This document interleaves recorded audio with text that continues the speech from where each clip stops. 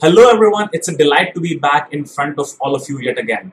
Welcome to the Merit Shine Turbo series, which is completely focused on helping you prepare towards your RBI Grade B and SEBI Grade A exams.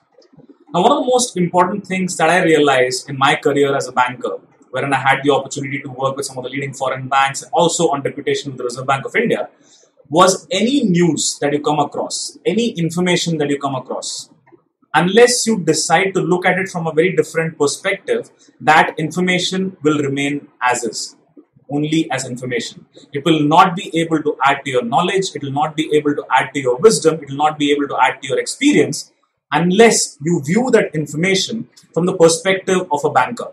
Now, whether you're a banker already or if you're one who's aspiring to be a banker, in either situation, any news that comes your way, it's important that you analyze it, dissect it from the perspective of a banker. What kind of an impact can this have on the banking system, on the banking fraternity, on the people, on the systems? And that's the way it has to be approached.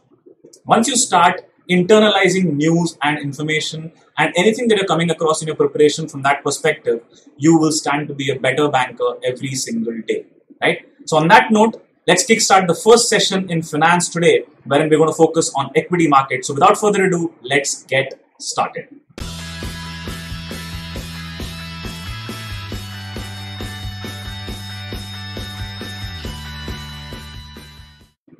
So as we discussed during the introduction of this particular series, we're going to be looking at questions and using questions as a means to unearth concepts, right?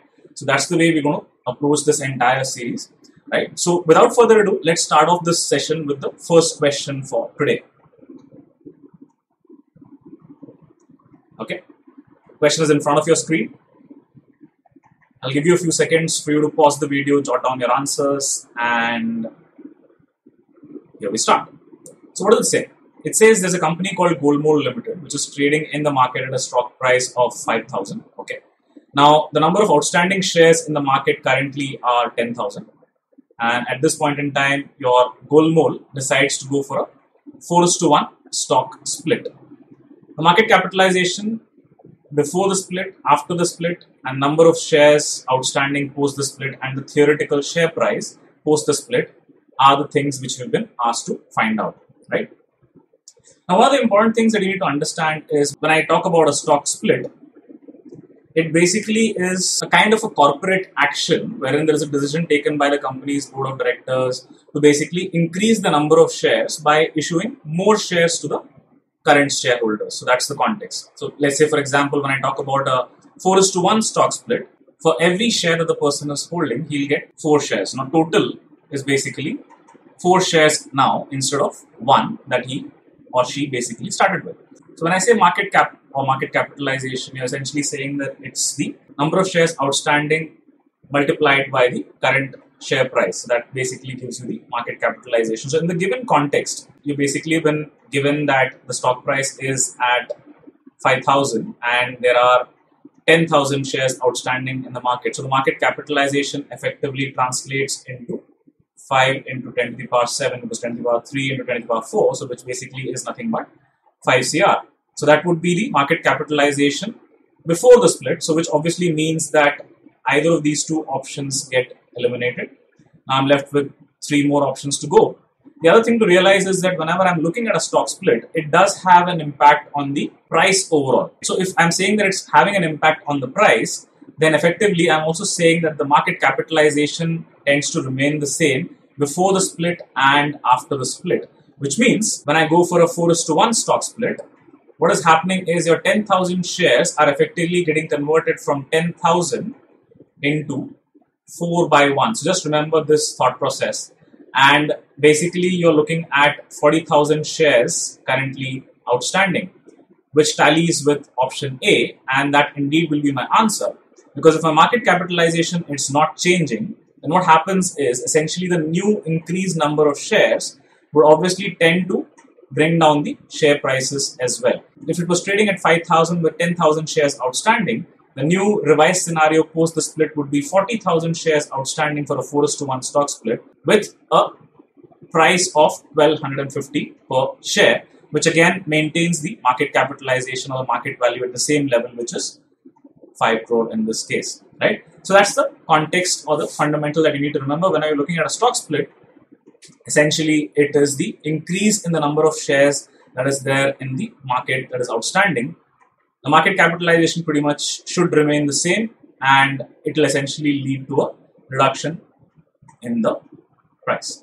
Right? So now the other question that begs asking is, when do I actually go for a stock split, right? And what are the other kinds of corporate actions that are there? So when I talk about corporate actions, we essentially have cash or cashless actions, right? So one which predominantly deals in cash is the one which talks about the company declaring a dividend or not. And basically, when I look at non-cash, you basically have stuff like your stock split. Then you're looking at bonus issuances, for example, also called as a scrip issue or a capitalization issue, right?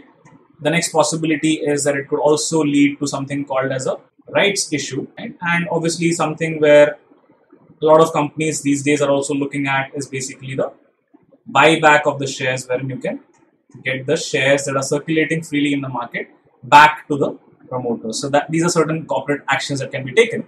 And when I specifically talk about your stock splits, the biggest reasons or the factors could be that the company basically finds that the price of their shares have basically increased to a level that are either too high or basically are beyond the price levels of similar companies within their sector, right? So one of the primary motives would be to then make the share price come down and make it more affordable to your small investors as well, and make that price point even more attractive. So that's one of the fundamental reasons why this could actually be done, right? And obviously, by pure economics as well, it will definitely end up boosting the demand and then in turn drive up the prices further. So that's the fundamental context in which your stock splits essentially happen. So the answer in this case was fairly straightforward, and you didn't have to think much. If I know the fundamental concept that your market capitalization pretty much remains the same, then obviously option A is the only choice that fits that bill, and that will be my answer. I don't need to look at any further calculations here, right? Right, so let's quickly move on to the next question.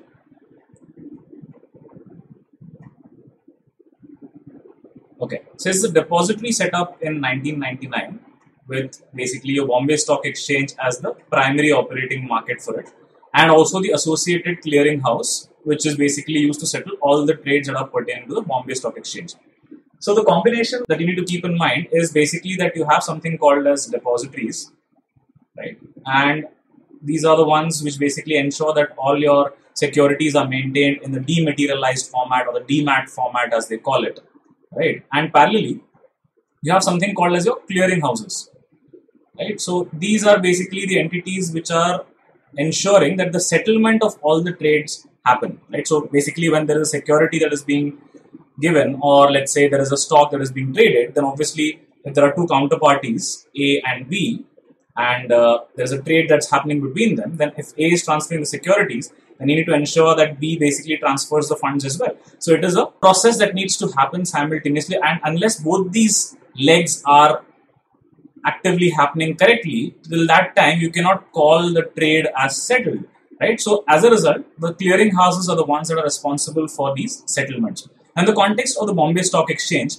the entities that basically look at this combination are basically your CDSL, which is your Central Depository Services Limited, right? And ICCL, which is your Indian Clearing Corporation Limited, right? So this is basically the entity which looks at settling all the trades that are basically happening on the Bombay Stock Exchange. It's easy to get confused between ICCL and CCIL, which is your Clearing Corporation of India Limited. If you look at CCIL as a functionality, it was set up with the primary objective of improving the efficiency in the transaction settlement process and basically protect the financial system from any kind of shocks that are there. So that was the primary objective with which CCIL was set up. And the objective of the CCIL is to basically provide your clearing and your settlement functions towards any kinds of transactions that are happening in your money markets. Essentially, you're talking about your GSECs, foreign exchange, and your derivatives market. So that basically is looked at from a CCIL standpoint, right? So that's the fundamental difference. So essentially, when I talk about central depositories and ICCL, that's the combination for your Bombay Stock Exchange. And when I talk about your National Stock Exchange, that is your NSDL and NSCCL. So again, the same function of a depository and a clearinghouse, but specifically focusing on the National Stock Exchange. NSDL stands for National Securities Depository Limited, and NSCCL is basically nothing but your National Securities Clearing Corporation Limited. So that's the combination that you should remember. So the answer in this case is basically your option E. Right. So let's move on to the next one now. Okay. What does it say? It says the phenomenon by virtue of which your institutional clients can seamlessly execute buy or sell orders without any kind of a manual intervention by the brokers, right? Now, this basically also facilitates any kind of algorithmic trading. So when I talk about algorithmic trading, it talks about automated systems being put in place so as to ensure that in case there is any kind of an arbitrage opportunity present in the market, and the traders are basically able to make use of those opportunities through automated trades that can happen. So essentially, this kind of phenomenon is also facilitating your algorithmic trading, right? It basically ensures faster order execution cycles and also ensures that your order is basically highly discreet and the confidentiality of it is maintained. Now, when I look at the options here, straight through processing definitely sounds quite tempting, right? And if you look at the others, some way or the other are definitely correlated with buy or sell orders in some way, but not exactly what we are looking for. So the answer in this case is your direct market access. And what do I mean by DMA is that SEBI basically in 2008-2009 basically provided the opportunity for your institutional clients, be it your FIIs, mutual funds, and your insurance companies, to directly execute their buy and sell orders without any kind of a manual intervention that was required by their brokers. Now, what it ensured was that whatever was the secrecy of their orders, that was actually maintained. That was one, right? And also resulted in a very riskless, efficient execution of your orders in a very timely manner. And obviously, as the question also mentions, it also kind of help in algorithmic trading as well. So those are the things that were the key benefits that were derived from the direct market access phenomenon. Right now, when I talk about straight through processing, it is nothing but an automated method of basically ensuring that your entire transaction end to end, from the beginning point till the final scenario or the final settlement, is basically happening straight through without any need for any kind of a intervention needed, right? So the thing is that it's fully automated in that sense, right? But the difference between these two options here is that when I talk about straight through processing, it's an automated system that's been made available, right? And it electronically captures and processes the transactions in one pass, right? So in straight through, that's why it's called straight through, because it processes in one pass directly, right? As a result, it is called straight through. So while here also you don't have any manual intervention, when I talk about direct market access, it's talking about giving the seamless execution of your buy and sell orders to institutional clients, and that was the key here, because of which direct market access becomes my answer. Okay, so when I talk about a block deal, right, so it basically signifies that there's a chunk that's happening together. That's a deal chunk that's happening together. And the general minimum order quantity required in this case for that trade to get executed is around rupees 10 crore, right? And there is a block deal window which is also being provided. So generally it's like 8:45 to 9 a.m. in the morning, or from let's say 2:05 to 2:20 in the afternoon. So that's the duration at which the block deal happens. And there is a minimum ticket size or a minimum threshold size below which it will not be considered as a block deal, right? So that's what a block deal is all about. Now, rolling settlement is nothing but basically the process of settling your security trades on successive dates, right? And this basically depends on the specific date on which the original trade was made. So when I say a rolling settlement, it basically means that the settlement will be on a rolling basis or an ongoing basis. So basically, right now we're looking at a T+2 kind of a cycle. So if the original trade was executed on, let's say, T, then the settlement will basically happen on a T+2 basis. And obviously, when I say T+2, it refers to the second working day, right? That's important. So prop trading comes to the picture when you basically have a member which trades on the exchange on its own behalf, as directed by SEBI, and obviously in pursuance of the bylaws the members are basically required to specify the nature of the order whenever a trade is coming to them, whether it's basically a client order or a proprietary order. It basically draws from the kind of a company, right? So when I call a company as a proprietary company, it is my company. So I'm considered to be the proprietor of the company. So similarly, when I say proprietary trading, I'm basically trading on the books of my own company, right? So that's the context when I talk about proprietary trading. That's the context. So now the difference obviously between, let's say, a client trading or a proprietary trading is that in the case of a client trading, you basically earn profits for the client and in turn get a commission on that. Whereas proprietary trading, basically it's your own books. Obviously the loss is yours. At the same time, the profit also will be yours, right? That's the context as far as proprietary trading is concerned. All the other options also are in a way related to trading in some way or the other, but not exactly the answer that we're looking for in this particular question, right? So the answer in this case is direct market access. Okay, so let's move on to the next question. Again, a few seconds for you to pause the video and jot down your answers. Okay, so what does it say? In case of private placement, what is the maximum number of persons to whom securities can be offered within a given financial year? So, if you look at the overall understanding, now what is basically private placement? So it's important to understand that first of all. There's obviously a fundamental difference between private placement versus preference shares, while it might sound pretty similar. So when I'm talking about a preference issue, it basically refers to the situation where the stocks are issued to a party who are obviously given some kind of a preference over your common shareholder. So that's when it becomes a preference share or a preferential allotment, right? And obviously the context there is that generally they'll basically get a guaranteed dividend that would be there. And also in the case of liquidation, your preferential shares definitely have a higher say and obviously will be paid off before the common shareholder. Of course, preference shares do not allow any kind of voting rights to be there. So that's the fundamental understanding as far as preference shares are concerned. Now, coming to your private placement, what it essentially signifies is it is a scenario wherein the company is still wanting to pick up capital, right? But instead of reaching out to the public directly, it is reaching out to a select group of individuals, right?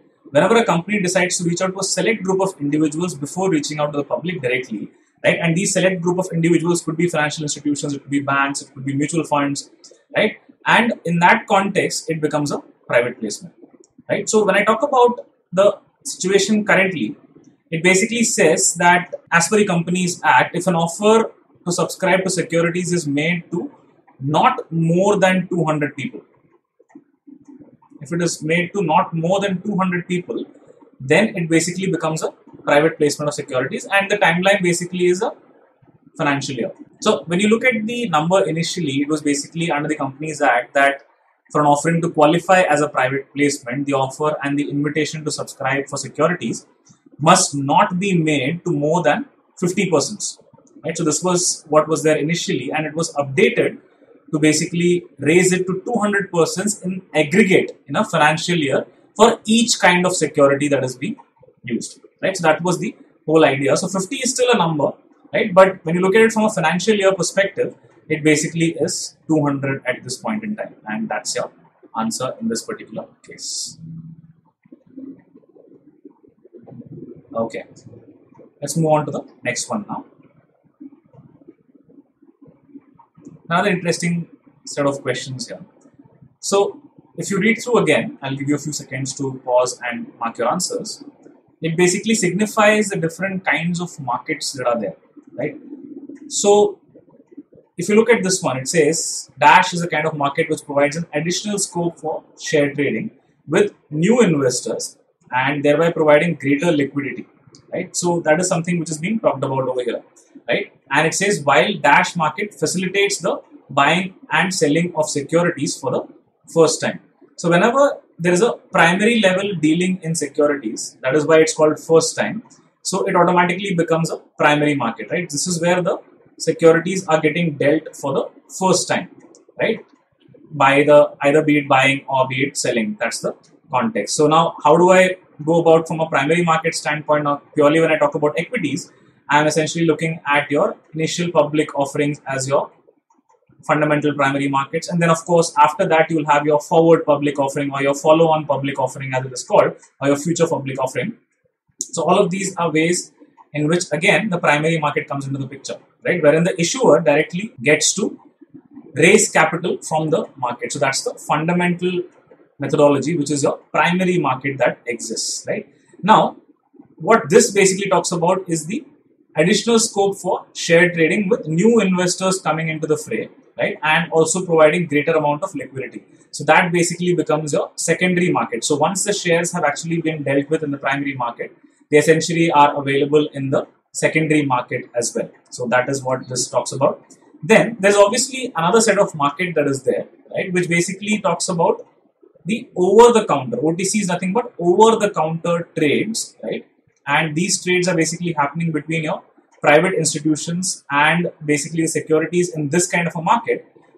Could be exchange listed securities or non-exchange listed securities as well. So there is another market like this, right? Wherein your OTC trades or your over-the-counter trades. Now, what's the counterpart to over-the-counter trades? It is basically your exchange trades, right? Now, when do I need exchange trades? When basically I'm someone who needs protection as an investor and I don't know who the other counterparty is. So in those kind of situations, your exchange trades provide greater amount of protection. But when I'm someone who's like a fairly renowned counterparty, I have a fairly strong amount of risk appetite and my credit worthiness is also strong and I have significant experience in the market, then I'm still okay to explore the over-the-counter route wherein I basis the interaction with the counterparty can figure out whether that counterparty is trustworthy or creditworthy or not. So because I possess that experience, I'm okay to deal in the over-the-counter market instead of the exchange-traded market. So that's the context. So this is another market that is there, right? And there is another market which is basically being defined in the next one, wherein it says that the market occurs when your exchange-listed securities are traded over-the-counter between non-exchange listed brokers and your institutional investors, right? What this kind of a market does is that it allows your institutional investors to trade blocks of securities directly rather than through an exchange, right? Obviously, it definitely provides liquidity and anonymity to the buyers. So when I look at these two markets, the one where we are basically talking about your exchange listed securities being traded on the OTC, then that becomes your third market, as it is called, right? And it's not called tertiary market, it's called the third market, right? And basically allows your non-exchange listed brokers and your institutional investors to trade. And the key here is that the exchange listed securities are traded OTC, right? On the other hand, when I talk about the fourth market, it basically looks at your trades between your private institutions, right? And securities may be exchange listed or may not be exchange listed, right? So that's the context and that's the difference between your third and your fourth markets, right? So if I look at the overall sequence, it basically is your secondary, primary, fourth and your third, right? So there is nothing called as tertiary or quaternary in this context. So this is indeed the answer in this particular case. Right. Let's quickly move on to the next question now. Okay. What does it say? It says there's an Indian company, Laiju, wanting to establish a global footprint and is basically considering US as the first target market outside of India, right? And for this, it is keen to issue shares and list itself on the US stock exchanges, right? And essentially talking about the New York Stock Exchange maybe.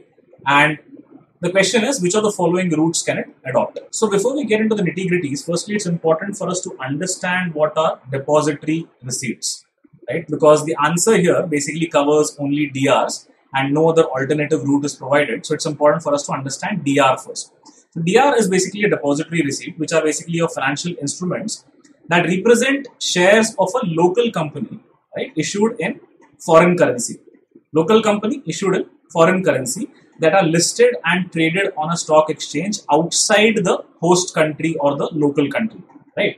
Then what happens essentially in DRs is that it basically gives your investors the right to dividends and also to any kind of a capital appreciation that may happen in that underlying stock, right? But the thing is that it does not give you any kind of voting rights. So that's the funda as far as your depository receipts are concerned.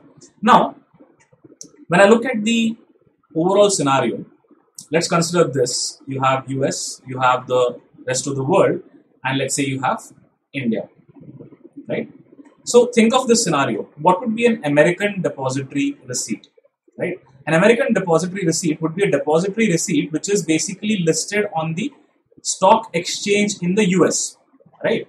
It will be listed in the stock exchange of the US, right? But the company obviously is not belonging to the United States. So the company could be India, the company could be anywhere, the rest of the world as well, right? So the context is, it will basically allow you, the depository receipt or the ADR will basically allow you as a company which is based outside of the United States to basically list your company in the United States of America, right, on the NYSE or the New York Stock Exchange, right? And the second context is, when I talk about GDR, it basically refers to your global depository receipts, right? Now, these are basically listed on any of the stock exchange that is outside the US. So, for example, you talk about the Japanese Nikkei, you talk about the London Stock Exchange, you talk about the Shanghai Stock Exchange, right? So, all of these are basically examples of stock exchanges which are outside the US. So, in that context, your global depository receipts are the ones that will come into the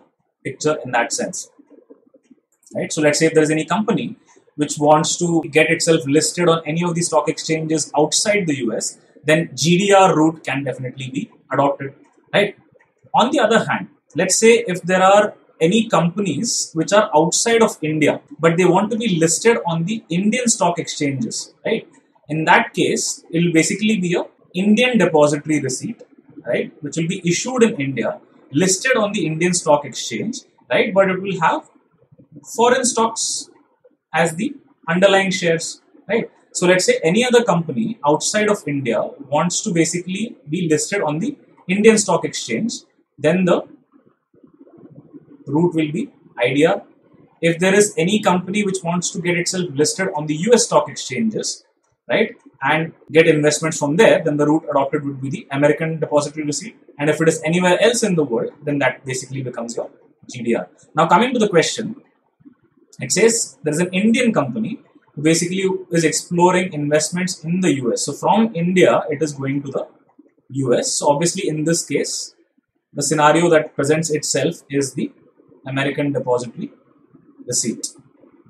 Now, had it been anywhere else in the world, we could have obviously looked at GDR. But since we're specifically talking about America as the market that is being targeted, as a result, the answer in this case will be option B. Great. Let's move on to the next one now. What does it say?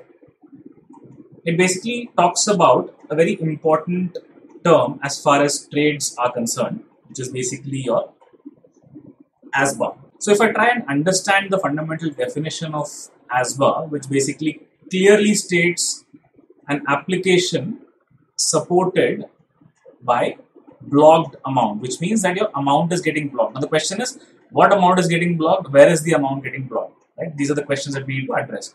Right? But if you look at it, who would want to block the amount? Right? So the issuer would ideally want to block the amount. Who would the issuer want to block the amount with? Right? It has to be in some place wherein, let's say if you're buying a particular security and you're supposed to pay the money for that security, then that money should be blocked so that that money cannot be used for anything else. Right? So that's the context. So in this way, the interests of the issuer also gets protected. Now what happens in the case of a initial public offering is, let's say that you are a retail investor and you want to invest into a particular IPO, right? And you basically would be bidding at the scenario that's been provided to you. So the price band is available and you basically put in your bid and obviously the number of shares that you're looking for. Now what is expected is that the price fixed for that particular IPO multiplied by the number of shares that you've bid for essentially gets blocked in your own retail account. Right? In your own bank account, that money gets blocked. Right? So why is this money getting blocked? So that in case the allotment happens to you, then this amount will automatically be used up to buy your shareholding, right? Now, the only problem is that in case there is a partial allotment or let's say no allotment happening, even then what used to happen was that this amount was basically being paid to the issuer upfront, right? What it meant was that in case there was any refund, wherein let's say no allocation is happening, or let's say a partial allotment is happening, in that case, the issuer will have to refund that amount back to the retail investor, right? So this process used to take time, and unnecessarily for a retail investor, the money was getting blocked, right? Wherein he could not use it for any other purpose as well. So that is the context in which ASBA came into the picture, and it has actually safeguarded a lot of interests of the investors, wherein the amount which is required for executing that particular trade will get blocked in your own bank account or designated bank account, and technically refunds become a lot more easier because of this phenomenon, right? Now, how much of the amount is to be blocked? In case of ASBA, it basically is essentially your 100%. Now, don't confuse this with margin trading or the margin money or the initial margin that is expected. Now, that's a different ball game altogether. In that case, obviously, you need to have a margin trading account, and obviously the risks and the rewards associated with it are significantly higher. That's a different thing altogether. That is related to margin trading. Here, we're talking purely in the context of ASBA. So, it basically requires you to maintain 100% of the amount that is required for that particular trade, and it needs to be made available in the investor's account only, right? So investor does not need to deposit this into the issuer account at this point in time, but this amount cannot be used for anything else, and it will be blocked in the investor's account itself, right? So let's say post IPO there is no allotment happening, the blocked amount will get unblocked, and the funds will be immediately available for use elsewhere. So that's the benefit of having ASBA. And because of these benefits, the market regulator SEBI basically mentioned that this would be a facility that will be made mandatory for all categories of investors that are applying for a public issue. So the answer in this case, of course, is option A. Okay, let's move on to the next question now. What does it say? It says, an initiative that can be used by companies to provide price stability to their share in the secondary market in the immediate period post listing through over allotment, right? So a way to provide price stability to the share in the secondary market in the immediate period after listing, and this is happening through over allotment, right? And it also says that it allows a company to allot additional shares not exceeding 15% of the issue size, right? And this basically can be done to the general public who basically subscribe to the issue. So that's the context. Now, what is this initiative known as? So this is basically your greenshoe or your over allotment option, right? Wherein you're basically providing a mechanism to ensure post-listing price stability to a IPO, right? And obviously, why the name greenshoe? Because the first company to basically issue such an option was greenshoe. As a result, the name for this particular phenomenon, right? Now, it's interesting to see some of the other options, right? So it's good to know as to what is the difference between these terms as well. So when I basically talk about a greenfield or a brownfield project, what's the fundamental difference, right? So when I say greenfield, green is something which is new, something fresh, right? So a project where no kind of work has happened, or this is the first time any kind of activity has been happening on that front, is basically referred to as a greenfield project. On the other hand, a brownfield project is basically a site or a situation wherein the work has already been done before, right? So essentially, when you talk about greenfield areas, you'll talk about rural areas or countryside areas where no kind of work has happened before, whereas your brownfield projects would be more associated with your urban areas, right? So anything which is absolutely fresh and new is greenfield. Anything where some kind of work has already happened is basically referred to as brownfield. Something which is absolutely new is considered greenfield. Anything where some kind of an action has already happened, right, and some changes are taking place on something that have already been done, then basically that refers to as a brownfield project, right? But there is also something called as bluefield, especially in the context of projects that are related to technology, right? And bluefield basically describes a project which is a combination of both brownfield as well as greenfield. For example, wherein some streams of information are already in motion and some basically will be new instances of technology. So that kind of a project will be essentially called as a bluefield project, right? So it's just good to know. So it's just that the answer option is fairly straightforward, the greenshoe option, right? And this is basically an over allotment option that is being provided in order to ensure price stability for an IPO. Right? So the answer in this case is option C. Okay, let's move on to the next one now. What does it say? Okay, it's talking about a class of investors that have brought in greater stability in the IPO market again, okay, leading to higher trust among your retail investors for the issue or the IPO, and have led to an improved price discovery as well. Right now, the preliminary condition that is involved here is that such investors need to subscribe to the issue before it opens to the public and basically pay an upfront margin of 25%, and the balance 75% needs to be paid within the next 2 days of the public issue closure, right? And they also need to hold the shares for at least a month. So that is the funda. Now, because of these obligations wherein they pay an upfront margin of 25% and it's open to them before the general public and they need to hold the shares for at least a month, this basically ensures that that IPO, which basically involves this kind of an investor, definitely gets a greater level of stability, and obviously higher level of price discovery can also be possible. Right now, such investors are basically known as your anchor investors, right? So let's say, for example, what do I mean by anchor? Anchor is something which is the center or which holds things together. So let's say, for example, if the ship is moving forward, right, and essentially you want to stop it from moving forward and stay put at one particular place, and the ship basically drops the anchor, right? So that's the context. So the anchor basically ensures steadiness. Anchor ensures that it is in place. So that's the context with which anchor investors come into the picture. Now they bring in greater amount of trust in that particular IPO. Now think of anchor stores. Let's say, for example, you talk about all the big malls, right? So let's say, for example, if a Big Bazaar or let's say a McDonald's comes into that particular mall, then these are the kind of stores which are considered as your anchor stores, because your shoppers will definitely come and try and visit these shops if not anyone else. So these will by default ensure some kind of a footfall that will happen in that mall, right? And if the footfall happens, automatically what will happen? This footfall will go into other shops as well. So as a result, these anchor stores have kind of given the mall a greater amount of trust and stability with the consumers. Think of it in a similar context as far as these anchor investors are concerned. They, because of them investing in that particular IPO, are lending greater amount of trust to the retail investor, saying that boss, yeah, safe hai, isme tum invest kar sakte ho.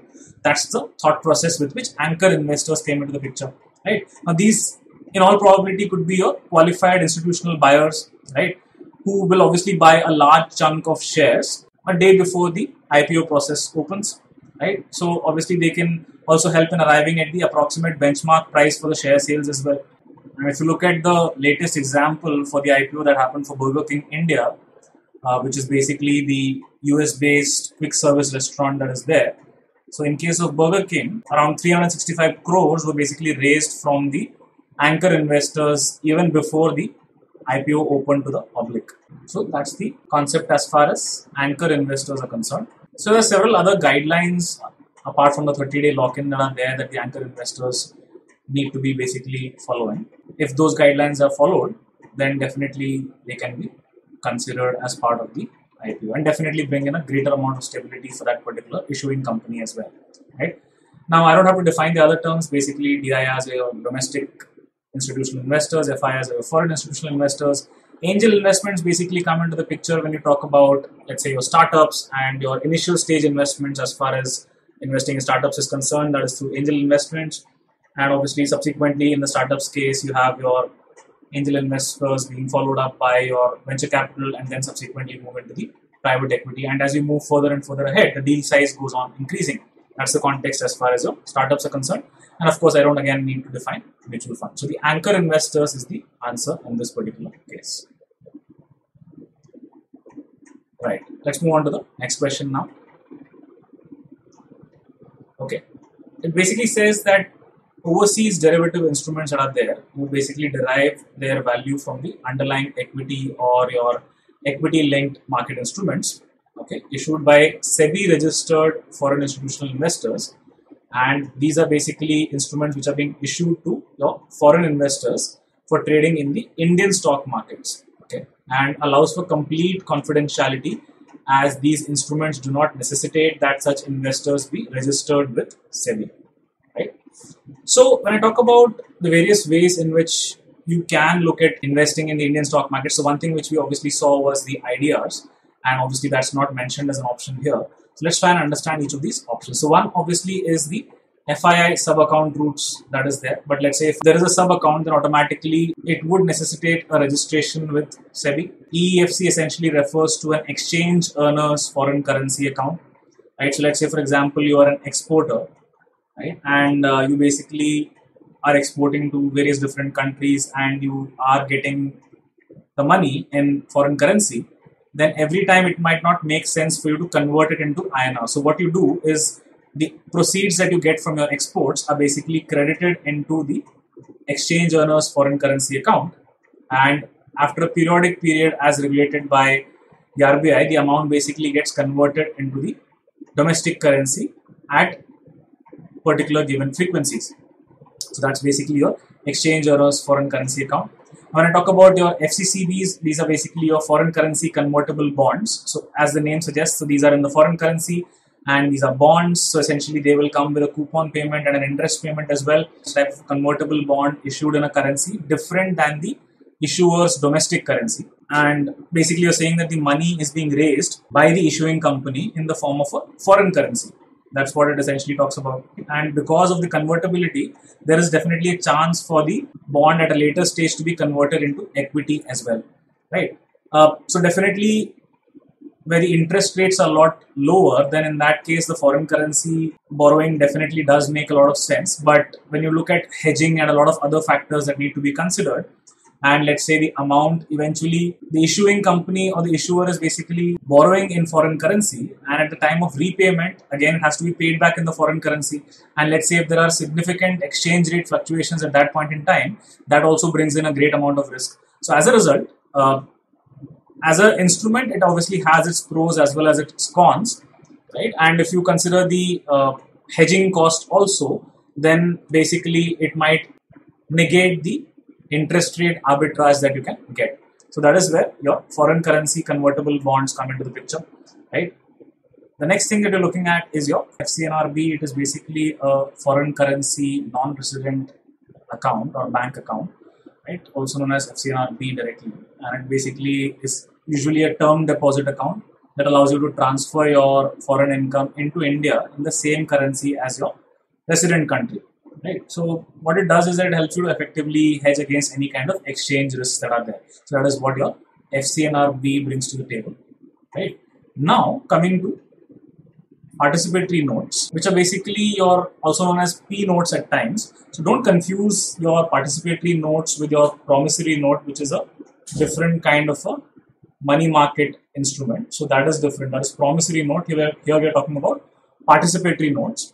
Right. It's basically is an instrument which is issued by a registered foreign institutional investor, right? Obviously registered in India, right? To an overseas investor who wishes to invest in the Indian stock markets. Of course, without the restriction of having to register themselves with the market regulator or SEBI, right? So that is the context of participatory notes. And obviously it's a highly contentious and a debatable topic overall, whether this route is allowed or not. So the point is that it basically allows your investor to invest into the Indian stock markets while maintaining their confidentiality. So SEBI as the regulator, but at the same time also looking at it from India as a global hub for investment. So there are two conflicting interests that SEBI definitely needs to look at. So obviously the first one is to ensure that your investor protection definitely happens, right? And at the same time, your securities market also needs to be regulated effectively, right? So you need to know your investor and all of those things definitely need to happen. The other challenge on this perspective is to be able to attract foreign investment. Now, the more stringent you make the regulations, that much more difficult it is going to be to attract foreign investments. So that is where there are a lot of challenges that are there as far as this particular point is concerned. So what happened was that SEBI basically released another circular, right, which basically talks about the SEBI foreign portfolio investors, right, regulations 2019, right? So if you look at that, there are definitely a lot of restrictions, right, on participatory notes, and the idea was that when you talk about these equity linked market instruments, so which instruments could these be? So these could not be derivative instruments. So that was what was the restriction that was placed, and if there were any derivative instruments, and they need to be closed out by 31st December 2020. So that was something which was put in as a restriction, right? But then subsequently that position has again been reversed, right? So what happens is that because that restriction of dealing with participatory notes on derivative instruments was initially brought in and then it was removed, it kind of highlights the dilemma that is being faced by SEBI as well, because as I said, basically talks about the two conflicting interests. One is to protect the investors and regulate the security markets, but at the same time attract foreign investors as well. So again, a highly contentious point or a contentious topic, but as far as this particular question is concerned, that is definitely our answer when we're talking about participatory notes which ensure the confidentiality of the end investor is maintained, right? So obviously within this gamut itself, the registered FIIs also need to submit a quarterly report in terms of the P notes that they have at this point of time with them, right? And all of those things are definitely there, right? So restrictions are there, but at the same time, it's not completely removed as well, because as I said, the balance needs to be maintained. So the answer in this particular case is option B, which is participatory notes. Okay, let's look at the next one now. Okay, so what does it say? It says Sam basically sold 500 shares of Golmol Limited to Abbey, and this was done in the secondary market, and the price at the time of execution of that deal was 99.5 INR. The total outstanding shares of Golmol in the market is 50,000 shares. Now, would this be termed as a bulk deal? That's the question. Now, it's important for us to first understand what a bulk deal is and how is it different from a block deal. So if you remember, we discussed block deal as a basic deal wherein a minimum prescribed quantity is there, for example, rupees 10 crores, and the block deal basically can happen during the particular windows of time that have been allocated, right? So that's a block deal. Now, when I talk about a bulk deal, it basically constitutes all transactions in any kind of a scrip or a stock, right, on a given exchange, right, where the total quantity of the shares brought or sold is greater than 0.5% of the number of equity shares of the company that are there on that exchange, right, or that are there in the market. The number of shares, in this case, we're talking only about a single buy or a single sell of 500 shares, right, which is the amount of shares for this particular deal, and the overall outstanding as far as the market is concerned is 50,000 shares, right, and that is something which is there in the market at this point in time. This roughly translates to 1 by 100, which is basically 1%, right? So it basically is talking about a transaction in a particular stock of Golmol Limited, which is 1% of the actual shares that are there in the market. So in that context, this is definitely greater than 0.5%. So as a result, by default, this becomes a bulk deal, right? So it doesn't matter whether the transaction is happening online or offline, or what is the price at which the deal is happening. It basically talks about the size of the deal. That's why it's called bulk deal. So that size is greater than 0.5% of the number of equity shares of the company listed on that particular exchange. Then it automatically becomes a bulk deal. And that's exactly the case in this particular scenario. Okay, let's move on to the next one now.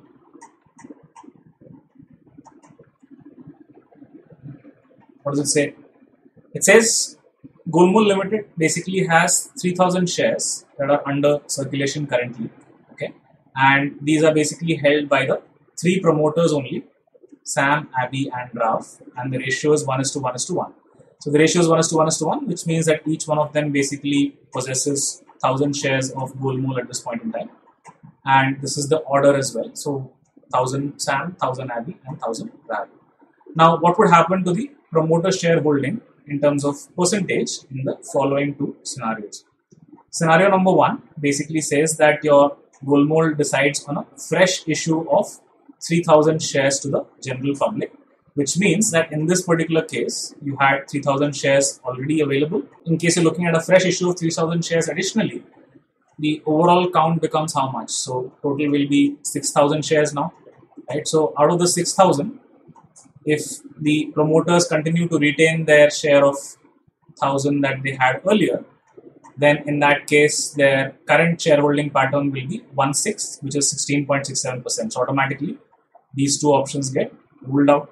Now coming to scenario number two, wherein you're talking about an offer for sale. Now, how is an offer for sale different from a fresh issue? In case of an offer for sale, what happens is that it is your existing shareholders or existing promoters, right? And they are basically selling their stake to bring in new investors. So what happens is whatever funds are available will go to the promoters or the ones who are selling their current stake, right? So the overall shareholding pattern changes, right? But the number of shares outstanding in this case will continue to remain the same. There won't be any change, because only thing that's happening is that the people who are holding the share is changing, but the overall shareholding itself remains the same. So if I look at it in that context, it's saying that there is an OFS deal or an offer for sale deal where 1,500 shares are offloaded, right? So when I'm saying 1,500 shares are offloaded, it means that out of the original 3,000 shares that were distributed between Sam, Abby and Rav, it is being redistributed in a way wherein Sam, Abby and Rav continue to retain 1,500 and the remaining 1,500 is being issued to the public. So the overall shareholding or the overall number of outstanding shares still remains at 3,000. And now in what ratio are they being offloaded? In 1:1:3, which means it is basically 300:300:900. Now what will be the holding of Sam, Abby and Rav after these many shares have been offloaded? So that will basically become Sam will continue to hold 700, Abby will continue to hold 700 because both of them have basically offloaded 300 shares each, but Rav has offloaded 900 shares. So out of the initial 1,000, he'll be only left with 100. So that will basically give me my answer. Now, do I need to actually look at calculating? Not required. Which are the options left? You have B, C and E left with you. I know for sure that Sam and Abby will have the same percentage, right? So which are the options where Sam and Abby have the same percentage? So this is eliminated because Sam and Abby have different percentages in this. So I'm left with E and B, right? So now within E and B, if I have to look at it, I'll basically now try and see 700 by 3,000, somewhere around 22%. So I don't even need to look at any of the options beyond that because option B satisfies the criteria wherein Sam and Abby are at 23. And if you want to cross check, you can check that there is 100 by 3,000 for Rav and that will be 3.33%. So that is the overall allocation in the given scenario. So always try and see to the extent possible how can you avoid calculations or how can you avoid looking at every single option. Elimination has to be there ingrained in your system to figure out your answers. So keep that in mind. Even if you do not know the actual answer, elimination will always lead you to the correct answer. At least it will help you to eliminate a lot of options, thereby significantly improving your probability of getting the correct answer, right? And that's what is the case in this case. And the answer here will be option 2. Right. Let's move on to the next one now. What does it say? It says again, Goalmold Limited basically announces a 10% share buyback program, okay, at the current market price. Okay, fine. What is the current scenario? It basically has an earnings of rupees 1,000. The outstanding shares are again 1,000. And the price is basically 100. Now, what does it say? It basically says that post buyback, your EPS or your earnings per share, what happens to that? And what happens to your price to EPS ratio? That's what it is saying. Now, as soon as I do a share buyback, what's happening? If there were 1,000 shares outstanding, I'm essentially buying back 10%, which means I'm buying back 100 shares. So what are the outstanding shares in the market? 900. Now, if the 900 shares are basically outstanding in the market, what is happening to your earnings per share? Earnings are remaining as it is. The number of shares that are outstanding basically goes down, which means that overall your earnings per share should increase. Okay. The next thing that it is checking is that if earnings per share is increasing, what happens to your price to earnings? It will go down, and that's exactly what is happening. Right. So there is an inverse correlationship between your EPS and PE. So obviously both increasing or both decreasing cannot be my answer in any case, right? And the numbers here are just given for the sake of it. You don't actually need to calculate. If you understand the concept, I don't need to get into any calculation whatsoever, right? But if you're someone who's not sure about this, then you can also calculate and find out. So what happens here? Your earnings per share initially was how much? 1. Right? What happens now? Earnings is still remaining the same. 10% shares have been bought back. Only 900 shares are left. So this will obviously be greater than 1. So your EPS has definitely increased. And I know from basic mathematics that this value will basically be equal to 1.1111, so on. Right? So similarly, when I look at your PE, what happens? The price is basically 100. And your earnings per share was 1 initially. So your PE was 100. Now what happens to the PE now? Because your earnings per share have definitely gone up, your overall PE will be less than 100 in this case. So your PE is decreasing and your EPS is increasing. So you cross-verified it through the numbers as well. But if you know the concept, you don't need to do any of these calculations whatsoever. So the numbers are just to waste your time. Right? So the answer in this case is EPS increases and your PE decreases. Now the big question comes in is, why would a company buy back the shares? Right? So it usually does that from the cash reserves, and the intention is to basically pay back to the investors in some way. Right? So that's the objective. As a result, the answer to this particular question is option C, when you're saying that your earnings per share increases and as a result your PE decreases. Okay, let's move to the next one. Now what does it say? Which are the following statements regarding the market-wide circuit breaker system of the BSE and NSE set up as the circuit limits by SEBI is or are true? Now, before we get to this, it's important to first understand as to what is a circuit breaker, right? And where does the context basically come in. So, in the early part of this year, what happened is that there were several times wherein the trading in the Indian stock markets was halted. In the month of March, especially, it happened for a second time within a span of 10 days when the BSE Sensex plunged to a significantly lower value, more than 10%, right, on the trade being opened.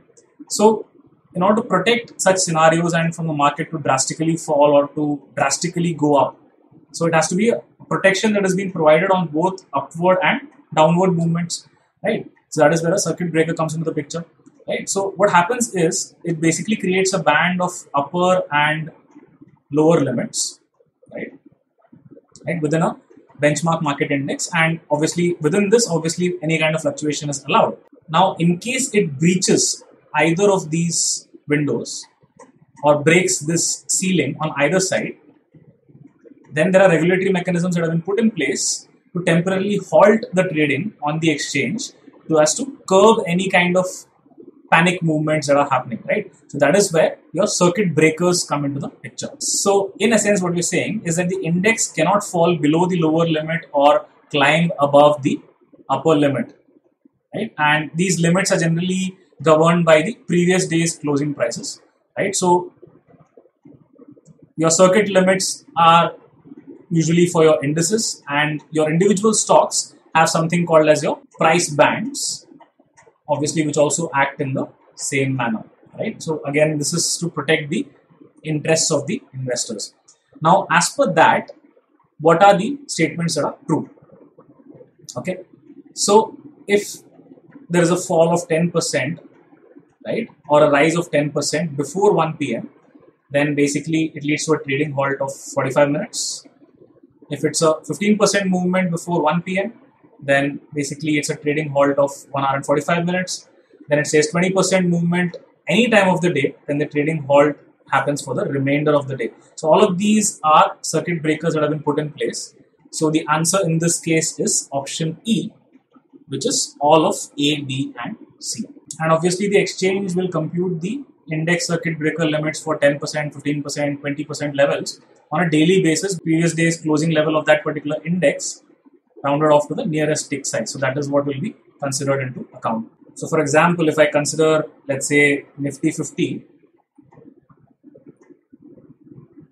as on 11th December, it basically was 13,513.85, and the barriers for 10%, 15% and 20% were calculated based on that. So if there is a movement beyond 1351 or 2027 or 2702, then essentially it will end up resulting in a breach at each of these levels, right? So that is what is basically your circuit breaker mechanism, right? And again, protecting the overall investor interests again.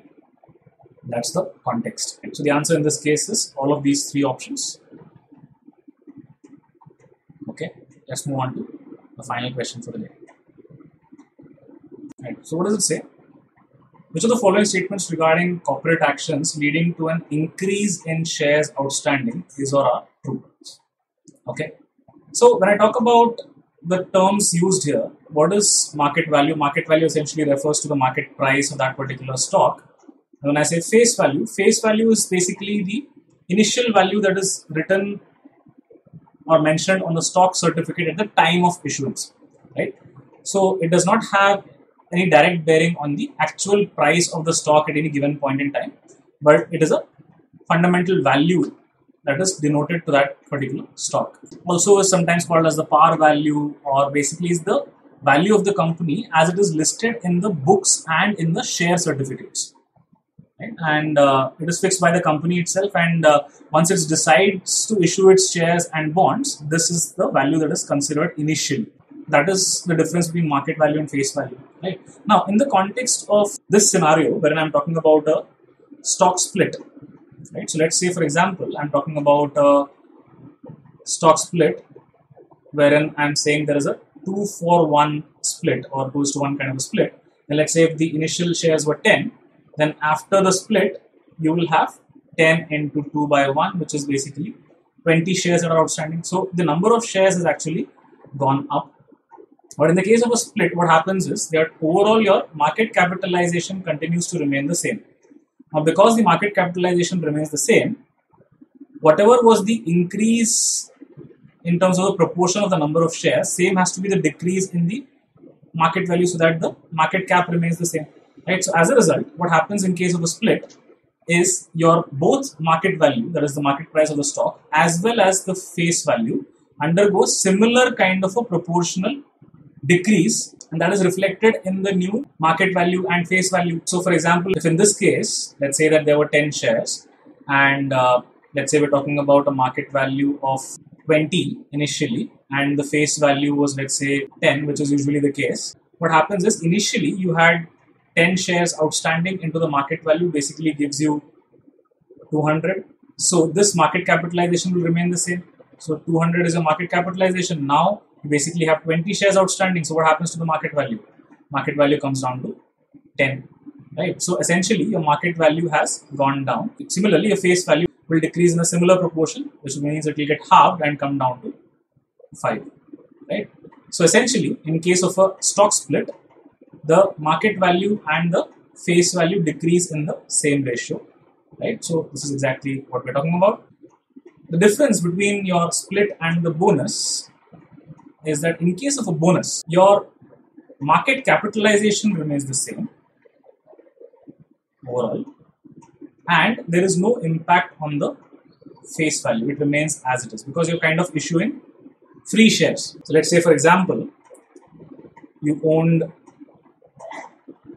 2,000 shares prior to a bonus, and there was a 3:2 bonus that was being issued, 3 for every 2, then essentially you will now own 3,000 shares. That's the point that I'm trying to make. But the difference in this case is that since the market capitalization remains the same, your market value will definitely go down in the same proportion, but there is no impact to the face value as such. Right?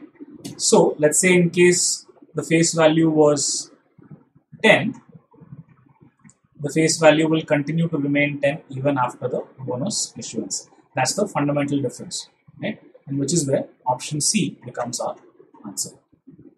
So there's something which you should remember, that bonus does not impact the face value, but in case of a stock split, both your face value as well as your stock price get impacted.